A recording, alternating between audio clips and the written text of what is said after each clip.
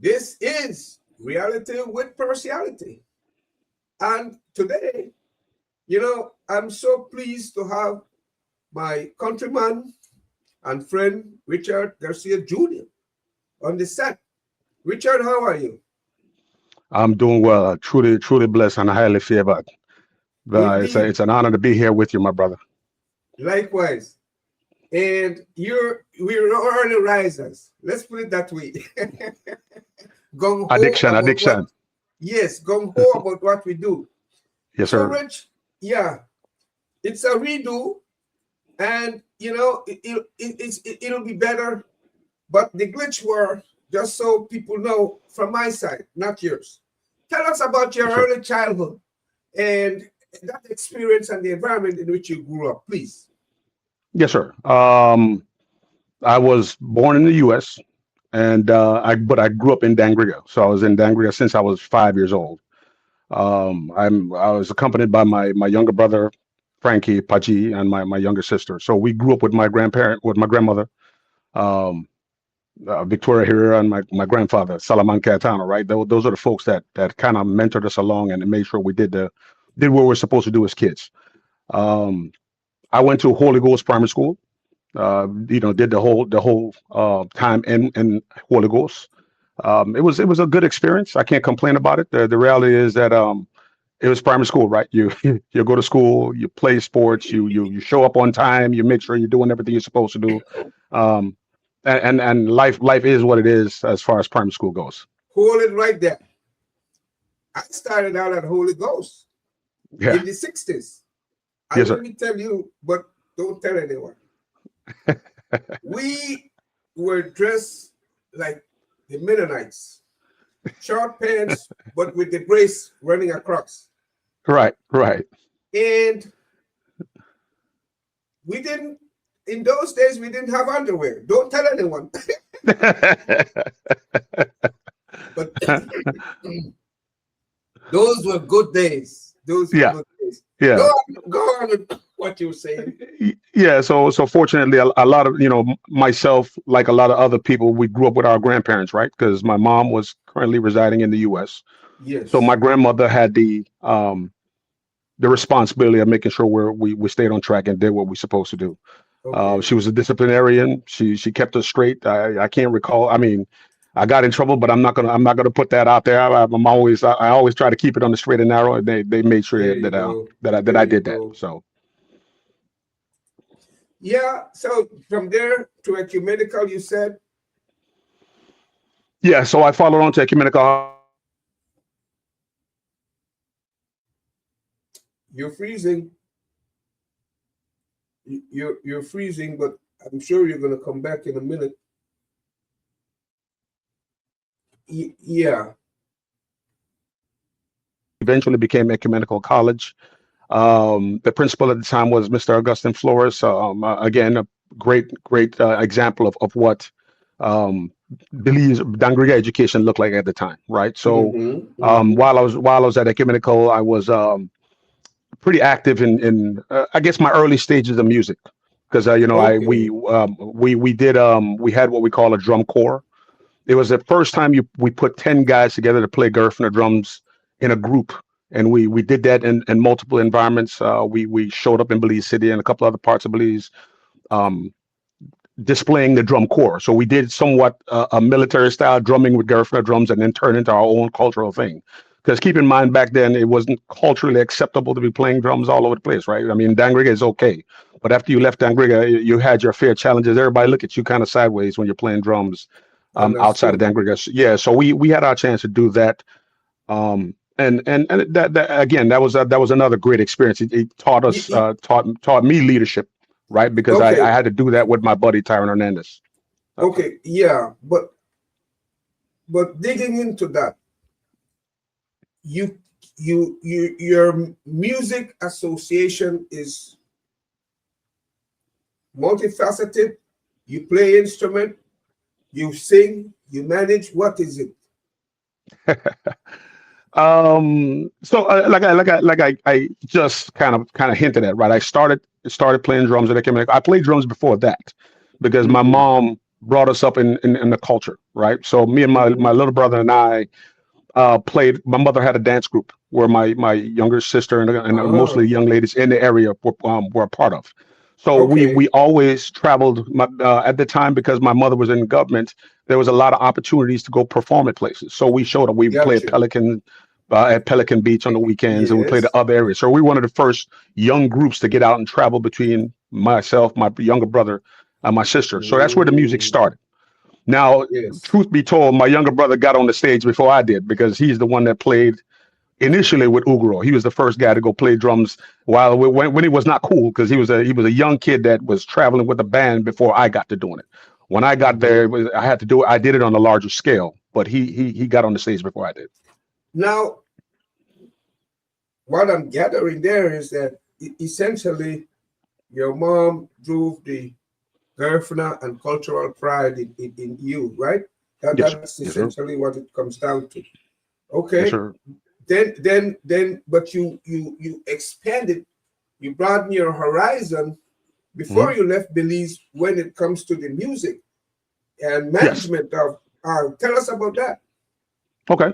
So post playing drums with my mom at home, I used to go in front of the Marcellos because on the weekends you would watch these guys play drums, right? And this is the era Okay. where you, as a young kid, I'm watching Penn Cayetano on the streets, block parties, and Okay. the whole nine. All right, so I've always admired and aspired to be in the music industry, and it just kind of trickled out that way, right?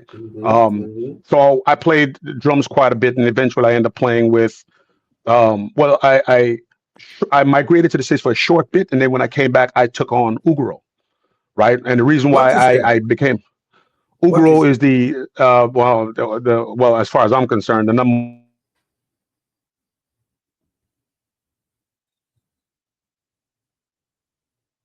You're freezing. Uh, Refresh. You're freezing. I joined that group, I joined that group, and it had a dynamic. When I joined that group, it had a dynamic that I could connect with. It was a earthy, grounded sound that music because music has evolved over time, right? Everybody made it Yes. more and more dance hall appropriate and things like that. But for me, it wasn't about the dance hall thing. It was about the sound, right? But Um, about that, is it Pencatalo indeed the father of Pontarac? Do you know? yes, yes, yes, Okay. yes, yes, yes, yes. But That goes without saying. okay. That's Okay. who we all saw as kids, right? Okay. You saw Penn Cayetano with Jeep and Mm-hmm. Miami and Mahabub and those guys when we grew up. So Okay. that's what Okay. we admired as musicians when we came up, Mm-hmm. right? But And then so yeah, when but I you, came yeah, on you the were saying. Mm-hmm. You were yeah saying. when I moved to the States for a short while, Ugro came out and performed out in the States, and that's when I decided that's where I wanted to be. So when I came back to Belize, when I moved back to Belize, it was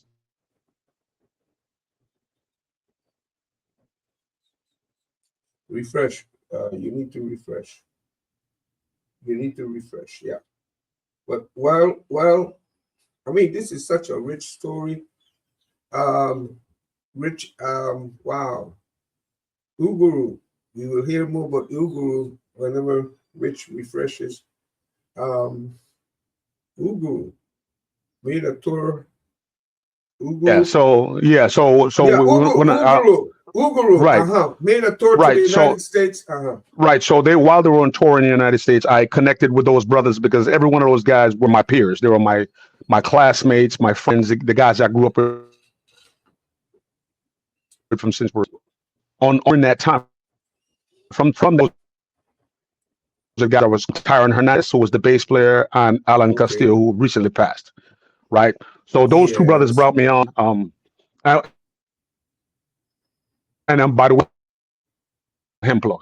But those guys are the ones that kind of brought me on because they liked what I was about as far as my ability to want to learn, my ability to want to connect, and things like that. They knew I Okay. was a pretty solid musician, but I wasn't on that big stages yet. As we continued to play together, we made a bond that was so close. You know, we're brothers, right? Okay. And Okay. so that's when the leadership part came in. Mm-hmm. Norales, and then she kind of did her own thing after that. So when she stepped off, I assumed that responsibility as the leader, right? Not by Yes. choice, but by design, because that's Yes. what they asked me to do. Yes. Okay. Rich is gonna come back on, and we're gonna hear more.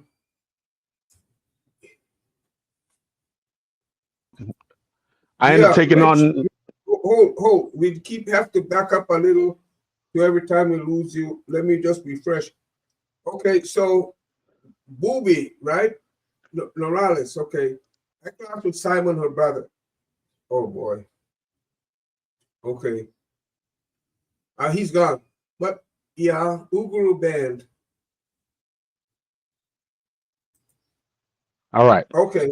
Okay. So Uguru band, Booby, you took over management from Booby. Go on. Uh-huh. Hello? Yeah. Hello? I'm hearing you. Oh, you're not hearing me. Okay. Okay. Anyway, he's gonna come back, but basically he's talking about the maturation process. Yeah, I don't know. Okay, Uguru band, you took over from Booby. Baba Kas passed away. Go on from there. Uh-huh. But yeah, but that's later he passed away. But music under your management of Uguru, what can you remember some of it? Hello. I'm sorry, but you're not coming in clear. I can't quite hear you. Whoa. Whoa. Um, Let me try to. hello? Hello? Hello? Hold on. Let me try to refresh this real quick. Okay. Yeah. But essentially, he's gonna go and come again. But we want to tease out the music that, Uguru band has produced a lot of music. And much of it was while Rich was managing it. Okay. Can you hear me now? Rich, give me a text. Yeah, I'm hearing you. Yep. All right. It's clear now. Okay. Okay. So go ahead. Can Go you ahead again, can brother. you can you tell us about the music of Uguru band? Can you tease them out? Yeah. So it was a really dynamic, earthy sound, cultural, a real cultural sound that people connected with. And if you're an older person, you had appreciation for the music simply because it was one of the few groups that still had traditional sounds or traditional songs merged with today's sound. Does that make Mm-hmm. sense? So Mm-hmm. we still had the traditional songs. We had the music that appealed to the older age group, and so Such during as that time you had such as. so Alan Cassez was probably one of the most dynamic writers that you could see in the music industry, right? And that's why we love the guy. So Yeah. I can recall one time we had a challenge inside the group, and the only reason why I'm bringing up this story because it brings relevance to what I'm about to tell you here. Okay. We had a challenge inside the group where we had only one lead singer, and it became a challenge because that guy bared the blunt of the load, right? Okay. So I can remember Tyron Hernandez, the late Tyron Hernandez, look at myself on Hemplo Uh, and said, he looked at both of us and says, "Go home and learn 3 songs because tomorrow you're gonna sing." And uh, I'm like, and I said, we're not doing that. And he says, uh, he says, you don't have a choice, right? So okay. that's where the singing part came into effect, where he says, you have to go learn 3 songs, find 3 songs. I don't care what songs they are, and Uh, make it happen. So okay. during Wow. that period, we had the songs Baba was writing. Um, so the big songs Baba wrote at that time were Mm. Manda Dog. Ah. Baba wrote the song, initially wrote the song Work Metabwai, but Work Metabwai. You freeze again, so you have to go and come again. But Manda that I tell you, yeah, Was work. The song was initially Work Me Raga, but he just kind of wrote it. He didn't design it for anybody. And then yeah. and then so at that time I needed a third song because I had one song I was doing Sandy, Ania Sandy, which is a pretty old another a folk song, and I needed to add something else to my tool set. So he says, well, this song is now yours, and you got to tailor it to yourself. So I said, well, I have never written a song before at that point. But he says, no, he says, I already did the base of it. Just kind of co-author it and make it yours. So this is where Work Okay. Me Tall Boy came in, right? So I ended up singing that song, and then Can you the other, well, one more can piece. you The other funny, there's another funny piece to it, because while we're doing that second song, the third one was Manda Dog, and then Manda Dog, Baba wrote exclusively. But I remember while trying to put that song together, we were in a studio recording with Alobando at his house. Now Alobando had this big Rottweiler dog in his yard, right? So the plan was to record the song and bring a dog in the studio and let the dog bark. ah Now, without getting into much detail about that, I played basketball, so every time I had a good moment, I'd start barking. Everybody knew that about me. If I had a moment on the court, I start barking at you. okay. So that day, ironically, while we're doing the recording, a cat ran through the yard. The dog was on a leash. A cat ran through the yard, and when the cat got out the yard, the dog tried to jump over the fence, and ironically, at the same time, hung itself. Right. Oh man. Okay. So when the dog died, everybody looked around and said, "Hey, man, we slept." Yeah, he's gone. We'll have that, from time to time. He'll be in and out, but he'll be back. So when he comes back, Yeah. So ironically, yeah, we still have to record this song, and then so while we record the song, yeah. but you don't want to sing. Apparently you don't want to sample these songs first, huh? No, You're no, trying no. to get We'll away. get You're to it. trying to No, dance no, this no, thing, huh? no, no. I'll get to it. I just want to give you the context, because everybody Yeah. Okay. hear the song, but people don't understand where the song came from. So while we're recording the song, like I said, a cat ran through the yard. The dog attempted to chase the cat, jumped over the fence, and because the leash was on the dog, it hung itself. Right. So Oh, oh, everybody look at me at that point like. So everybody's like, well, how are we going to replace the bark in the song? So everybody just kind of turned around and looked at me and says, this body bark all the time in a basketball game. He could bark. I said, look, I don't just bark on command. It doesn't work that way. I got to be okay. excited about something. They say, well, guess what? If you don't bark, you're going to get fired. So you better figure it out. Ah, So that's where the barking came along. I said, so I remember Al tried to record, and it was Al and Rick the Ruler in the room at the time. And so I said, okay, so at what point do I bark? They said, just go ahead and do it. Right. So I said, give me something warm to warm my throat up, because it's harsh on my throat. Whenever I do it, it scratches my throat. So I yeah. said, give me something warm to drink. So I had a little shot of something, and then I could recall start barking, and then I didn't know where the song was going to go. Right. Well, they Mhm. played it back, and when the bark kicked in, everybody went chills, like you had chills all over your body, because the song Yeah. connected with the bark and then the whole concept of where Manda Da come from. Right. Because at this time, you all grew up in a culture where you have men with multiple families, so everybody could connect with that song, right? That song has Yes. its place in the Griffin culture. So Man the Dog automatically became a blow up session, and it was a local recording on a VHS. I don't know how Ah, Alabando did it, but he did it on a regular VHS with the big yes. videotape. So we Yes. sent it into Crim that morning, and before I know it, it just took off. It Now took off. we're talking almost 30 years later, and Manda Dog is still probably the biggest Punta Rock song ever made, as far as It's Punta Rock true. history goes. Yeah, It's true. But yeah. tell us the lyrics, sir. Yeah, just tell us the lyrics. If you don't want to sing, it's fine. But we at least for the record. I, I'm sure everybody intimately familiar with the lyrics, but the song was just simply saying that everybody believes everybody. You freeze it.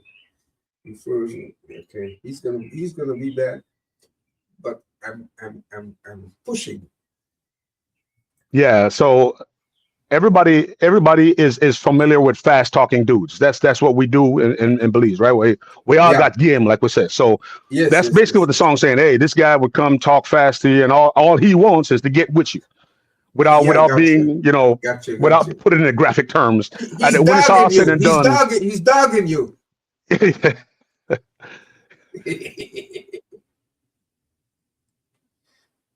Oh boy.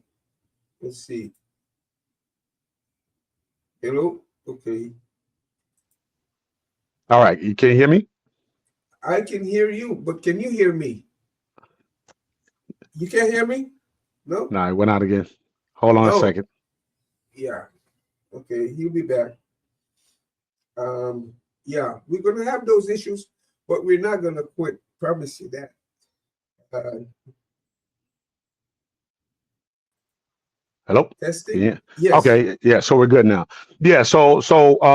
When it's all the song is just saying, hey, look, like everything else, you'll find a dude that could talk the sweet talk, walk the walk, do Uh-huh. it. But in typical man fashion, we say what's necessary to get the job done, right? When it's all said and done, and then when it's all said and done, that's what you end up with, right? The guy that just got with you, and then he become dog because that's what it is. So that was the first part of the song. The second part of the song was the follow on track was who are the baby father, because when it's all said and done, you sleep with a dog and you wake up with fleas, right? So now we need to know exactly, we need to understand exactly what. So this what I'm saying is, Yes. Baba was a mastermind without goals, and then we all just kind of brought that to life. So that's where my music, my Okay. music life kind of took off because we Evolve. understood that. Yeah. We so Gotcha. we and Ugro became a dynamic team because when I became the leader of the team, I had to Mm-hmm. learn how to bring guys together because you have personalities, right? You also Yes. Yes. have you also have things you have to manage. You have to learn how to be a manager. You have to be a counselor. You have to be. So I had to learn to be all those things just to keep that Yes. team together and stay cohesive. And then, well, I don't know. You moved on. You moved on, right? And you migrated. How did that? Yeah. So post Ugro, I realized and I'll not step back, but I'll reiterate something here. While being in the music industry comes with its own challenges, especially in the Okay. Griffin community, right? Okay. The challenge you're faced with is it's limited to what it is. If you're hot at the time, then you're hot, so you make money. If you're not Mm-hmm. hot, then you're kind of working hard, just trying to get popularity, and hopefully you find that song that triggers the audience enough to have them come to your parties. So Yes. while Ugro was still hot, we had our own fair share of challenges, like everything else, right? Mm-hmm. Family has their own divides. We had our own little in-house squabbling. But at that Mm-hmm. point, I realized, okay, well, there's something more out there. There has to be something more out there. So that's when Yes. I chose to migrate because, getting up every weekend and being in the club playing music and singing and dancing can't just be Gotcha. it, Gotcha. right? And even Alan Castillo, the leader, was a full Mm-hmm. time teacher while doing the music. So you had to find something else to supplement the music industry. We Gotcha. hadn't developed the music industry in Belize enough to say that you could sustain a lifestyle playing just punta rock music. Mm. So I figured it's time for me to move on, do bigger, better things. Meanwhile, still popping in with Ugro every time because every time while Okay. Ugro would travel to the States, where it don't matter where I was in the world. If I was close enough, I drop what I was doing and I show up with Ugro and we perform anywhere where we traveled. Yeah. That's So that's that's nice. Yeah. so now post Ugro, I end up going to the military, right? What Um, branch? What branch of the military? to the Marines. Okay. Okay. And that's your top dog force as far as the U.S. It military goes. is. It is, That's to your my that's your understanding. that yeah that's your 911. He's frozen again a little bit. Okay, he's gonna come back. But yeah, so Rich, yeah, he's back. Yeah, that's your 911 task force. We're the first and then the last out. Hmm. And I joined at a pretty old age, and I say old by comparison to the Yes, young yes, guys yes. that joined the military. You joined the military at 18 years old. I didn't join until I was 28. Okay, All right. So got you. my grandfather, uh, He's gone, but he'll be back. So we're gonna have these little glitches, challenges. But you know what? We're not gonna quit.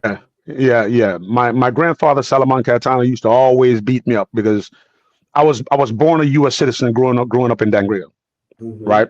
So his thing was always you're the other way time to play music. You need to go join the military, and I was like, Ah, because like every typical young man, you believe you have all the answers. One and two, we choose okay. not to do anything that has structure, right? If it demands Mm, that you get up at a certain time and it demands you do certain things on okay, command, you don't want to do it.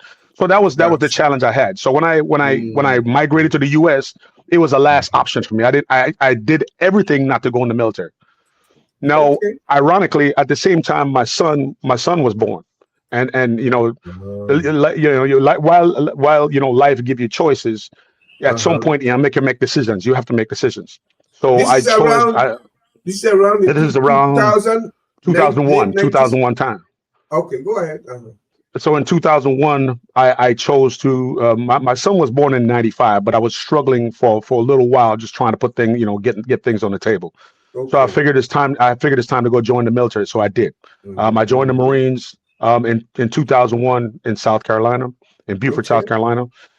13 weeks of hell, right? Because Okay. at 28 years old, you got to do what the 18 and 19-year-olds are doing. Now, Okay. fortunately, I was a pretty good athlete my whole life. So it took a Yes. toll on me, but it was more a mental toll than it was a physical toll, and that's what boot camp is about. Understood. It's designed to challenge you mentally. Mm-hmm. Mm-hmm. Yeah. So So together with the training, when you're done with the training, okay, then you were posted or what? I got done at Paris Island. After that, after which I had to go to combat training. So combat training is in North Carolina in Camp Geiger. Mm-hmm. So you did at that time it was, I like to say it was 6 weeks of training, Mm-hmm. kind of like jungle warfare type stuff. You're in the bushes Okay. playing Okay. combat games the whole time. Then you Okay. get done there, and then I get sent to my first assignment. So when I go to my first assignment, I remember when I got recruited by again by Alex Lucas. I remember trying to negotiate what Yes. I wanted. And then, so in the Yes. military, they always tell you what job they ask what job you're looking for. Unfortunately, I was considered an alpha grad. My grades were pretty good going into the military for the exam. Okay. So they said, what job do you want? Well, Mm-hmm. fortunately at the time, I was living with my big sister, Annette Parshu, and Okay. my brother-in-law, Andrew Parshu. So Yes. they both had military experience, and they kind of fostered what my decisions were going to be at the time. So they said, "Well, Mm-hmm. you got to pick a job." I mean, I've always done mechanics. I was a mechanic at Public Works in Dangriga. So I said, mechanic. Then Okay. I thought about it. Well, why would I want to do something I'm already familiar with? I don't want to be a mechanic. I say, if I'm gonna be a Okay. mechanic, let me be a higher level mechanic. Well, There at you that time, go. we lived close to the airport right there in Miami, and I just happened to Mm-hmm. see a plane flying over, and I said, you know what? I think I want to be an aircraft mechanic. Mm-hmm. My Mm-hmm. goal was to get in the military, do 4 years, get out, and then come back and work at the airport. That was my goal, Ah, ah, right? That okay. said, it was a little more trickier than you think it was, because you have to, Ah, after you get to you have to go get what you call a. okay. Rich is frozen a little bit, but he'll be back. I promise you that. So yeah, he's talking about his life in the Marines, and he's done training. Now he's about to be assigned to a post.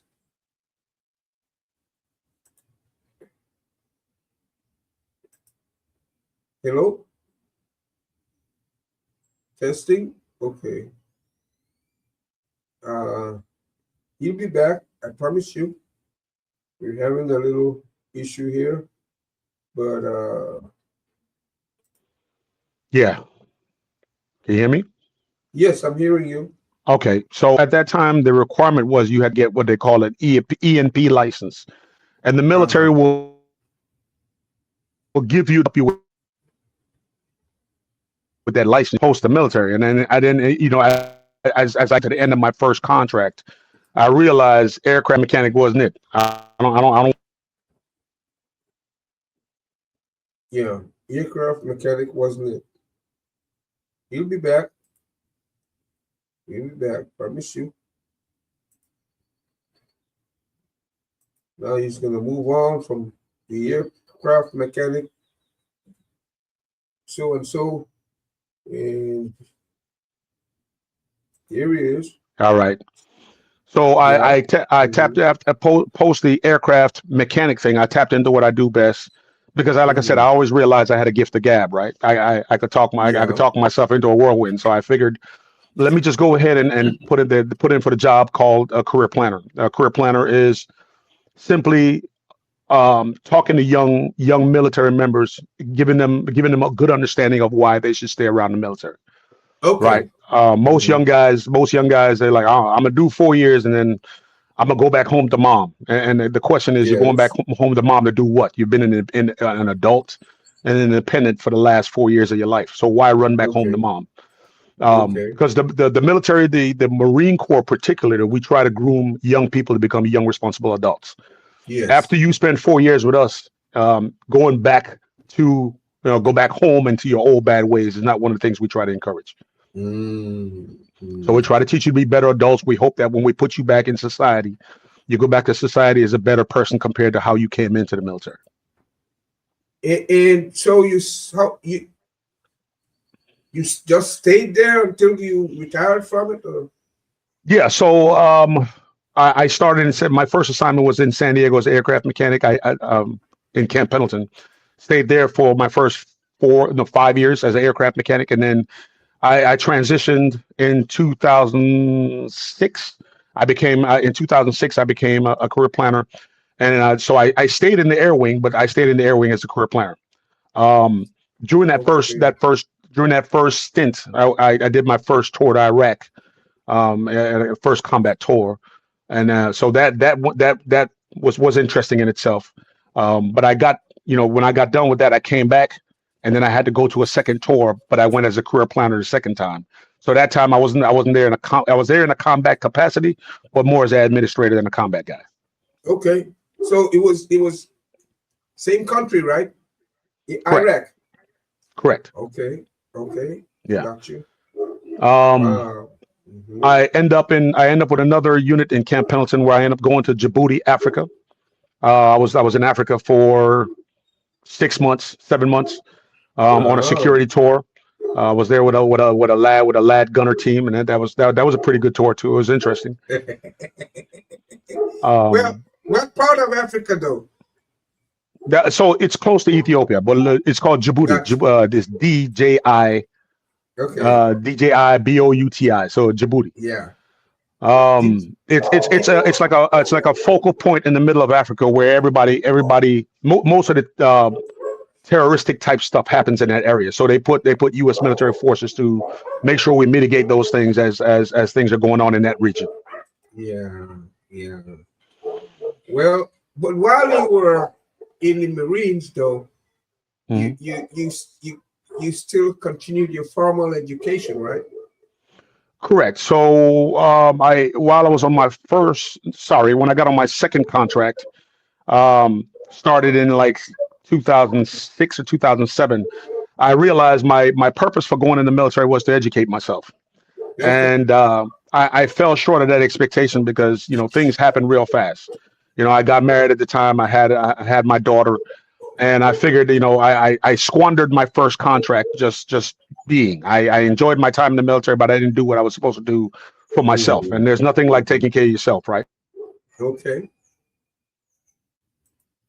Okay. We got the frozen again, but he's in me back as usual. Yeah, Rich is telling us about his, formal. Yeah. So I did my time. I got my bachelor's degree in professional aeronautics from Embry-Riddle University. Um, that I figured because I was going to stay in the air wing, I might as well get a degree in aviation.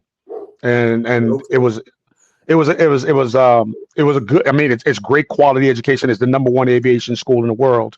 But when it was Mm, all said and done, when I got done with that deal, I didn't want to work in aircraft, and I realized I didn't want to have anything to do with aircraft. Right.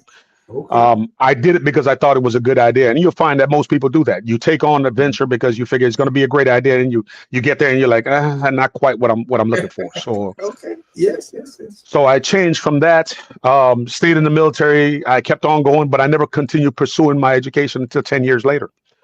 10 years Okay. later, I realized I'm in the game. Maybe I've been in the game maybe 14, 15 years now, and I figured, Hmm. hey, Hmm. we got about 5 years left because my goal was always, I said first I was only going to do 4 years. Well, Okay. four became eight became 12, and Mm. by the time you hit 12, you're like, well, I already passed my 10-year mark. I might as well finish to get my Oh, pension, my disability. okay. So as you get to that 15-year mark, you're coming up on 20 years, and you're realizing, well, I'm the same guy when I got in. I can't leave the military like this, right? Mm-hmm. I need to make sure that my earning income power is improved. So I Yeah. decided to go back to school, got my master's degree in Homeland Security Emergency Management from National University, Homeland um, Security. in Homeland Oh, Security. okay. So that again is another one I was excited about because I figured, okay, when I come back to Belize at some point, when I decide to retire, I could become an advisor of some sort, right? Because Mhm. we still have our own border issues where we contend with Guatemala and everything else We like that. So do. I said, well, We that'll do. be a beautiful, it'll be a cool thing for me to bring that kind of experience back because I don't know too many people in Belize with a degree in Homeland Security. That's true. So those are the two degrees I got were relevant to me because I always figured at some point I would have been back in Belize at a young age. I didn't think I was going to still be in the States at this point. Well, well, we're gonna get to it, but it sounds like home is always on your mind. Always, Okay, always. okay. So there's, I mean, I've always figured that by the time post military I'm done with the military, I'll be back in Belize. I'm gonna have a Ah, pension. I'm gonna have a disability. I'm gonna have enough money to just live the rock star life in Dangriga, right? yeah, Um, but you have to be agile. You have to have life. Don't come here with the damn walking stick, huh? and that's exactly what it is. You don't want to. I didn't. I was my goal was never to return home after your body is completely broken, There right? we go. Because as long as all the experiences I've gained over my time, I want Yeah, to be able to apply some of this stuff back home because you'd be amazed of how many people leave home over time and never brought some of that stuff back. yeah, So when I go back home, I feel a little challenged because it's almost like we never moved. We locked in time. We stopped, right? yeah. I go back to Dangat. I don't feel like there's I much got you. growth there. We got things Yeah, that are happening, but not fast enough to say. I mean, everybody travels. Everybody's been out of town, and if you haven't, I would implore everybody to take the opportunity to leave because the world is bigger than Dangriga. But there are it things we is. could always do to improve home, and I don't think we're doing that enough. It is. But you see, the battlefield has expanded because Belizean Americans out of diaspora are helping, and with technology today, it's easier. So, in tangible ways as well as using the technology. Okay, Rich, let me see. I'm not sure. Rich, hello, hello. Yep, I get you. Yeah. So, hello. You there? You went out again. Hello, hello, hello, hello. I don't know which one it is. Hello, hello, hello. Testing. Well, he'll be back, but there you go. Yep. He, so, I was saying that you know we look to see in particular areas in that Riga Belize where there's growth and where there's not. In the music industry, oh my, you've gone again. Well, he's usually back, but in the music industry, I think they I can hear you. you okay. I'm hearing you. In the music industry, though, here in Belize, I think they've passed a copyright law. Are you aware of it? I'm aware of some of them, not in depth. I'm not intimately familiar with it, but I've heard of a Okay. few that got passed. Yeah, so people can, because the people infringe and they pilfer, the music. A lot of people don't want to pay for stuff, Yeah, which is not right. yeah, People gotta yep. pay we gotta pay our way, even if it's a little bit. Sure, sure. So yeah, some gains, but there are areas that we need to improve. But I have to also say I'm happy to hear, that you can help us with border management. This Belize Guatemala issue is at the ICJ, and it's supposed to be driven to a conclusion by December, I was told. I Hmm. wrote a book about it, going to the ICJ. So hopefully we'll stay in touch towards that end so we can both help Belize, the South in particular, Punta Gorda district. is bordered by Guatemala. So Well, you that's transition. You want to well. comment on that? Yeah, You yeah. want to comment? There's two topics that I probably need to pay closer attention to. Go ahead. And you have the border issue, and then you have the Garifuna culture in Honduras and the land disputes there, right? And those are the two things I pay close attention to. But I need to get more involved with it simply because um, they're both things I should be familiar with, right? And that's one of the reasons why. And I know we're going to touch it a little later on as far as the real estate part goes. But Uh-huh. that's one of the things. That's one of the things I kind of want to implore upon my people, right? Yes. We're quick to sell off our Garifuna land, and I'll be the first to tell you I was guilty of it at one point, right? Yes. Yes. The reality is that we should stay away from selling Garifuna or selling any Belize land to any foreigner, right? Reason I say that is this: we're losing control of something that we should be owning, right? Every Yeah. part of the Yeah. world owns and commands whatever part of territory they have. That's one of the greatest disputes throughout the world. You watch Mhm. Ukraine and Russia. And most parts of the world are fighting over property. We're kind of Okay. giving it away hand over fist for pennies on the dollar. And then you have these rich corporations or entities that are coming there and taking ownership. Right. Mhm. I'll give you a quick experience I had. I remember going to Hopkins to go hang out for a weekend or whatever. And I Mhm. can recall there was some drumming going on and something of that sort. And I recall they were told by the police that they need to stop playing drums because Wow. they're disturbing the tourists. Wow. Oh. Oh. You frozen again. He'll be back. And when Rich comes back, we don't have much.